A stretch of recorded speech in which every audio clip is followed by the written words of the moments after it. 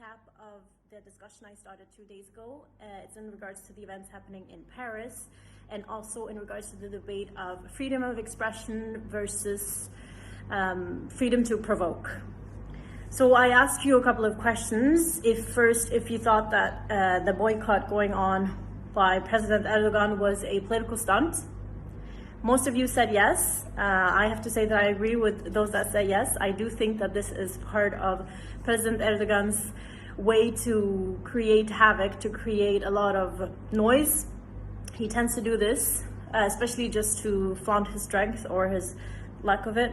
And I think this was also one of those things. So we see now that Macron has gotten his picture with devil horns for example, from Iran. Many countries are boycotting French products. Many countries, especially Muslim-dominated countries, are really taking a stance against Macron.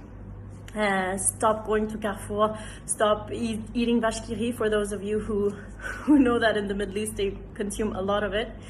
And also in France, the tension is really high in regards to how to deal with Islamism and Muslim extremism. Again, it's important to mention that it's one thing to have a religion, but it's another thing to have a chain of thought that you wish to impose and dominate, which is in many ways what the young Chechen boy attempted to do when he tried to stop the teacher from teaching in France in a secular system. So back to the debate that I started on Instagram. I got some really interesting responses from you. You told me that some of you were really upset with France. Like, now France needs to behave.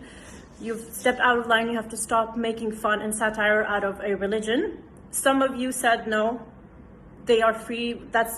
This is Europe. This is a secular country.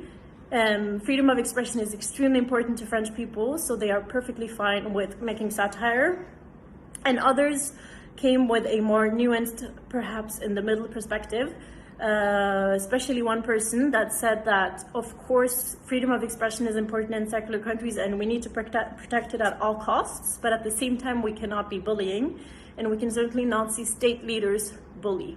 So we cannot see, for example, Trump or President Macron purposely put caricatures and pictures out on the streets, for example, as they have done in France, because that will instigate more problems.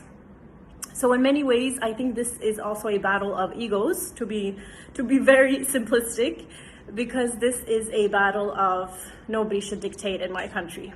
In the bigger picture, we are all looking for ways to live together.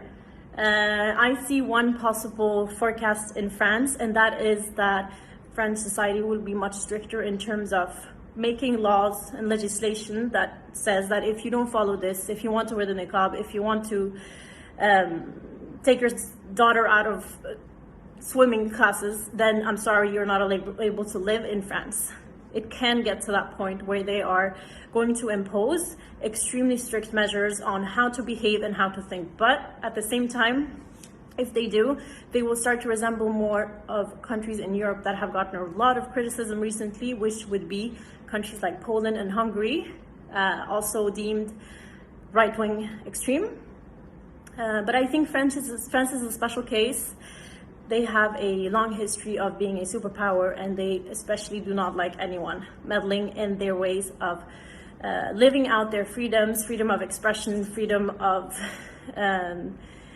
equality between the genders, democracy, and the French Revolution. So it's a very special point in France. Also, in terms of, it's not that long ago that the Bataclan attack happened, so more than 200 deaths. This recent beheading of a teacher was a reminder of that also. That is very, very sore to French people. So as the questions moved on, one of my questions for you was also, who do you think benefits from this?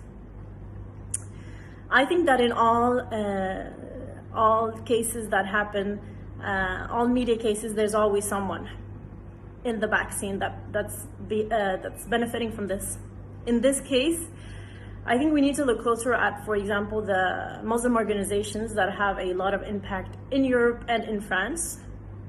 I mean, would they benefit from such an attack, from such a stir-up, and from such a cleavage between French people and Muslims and Arabs? Perhaps.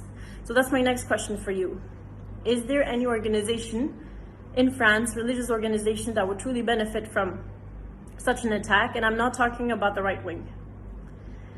That's one of my theories. If there's any organization you could think of, or religious organization group, because that might be an interesting lead to look more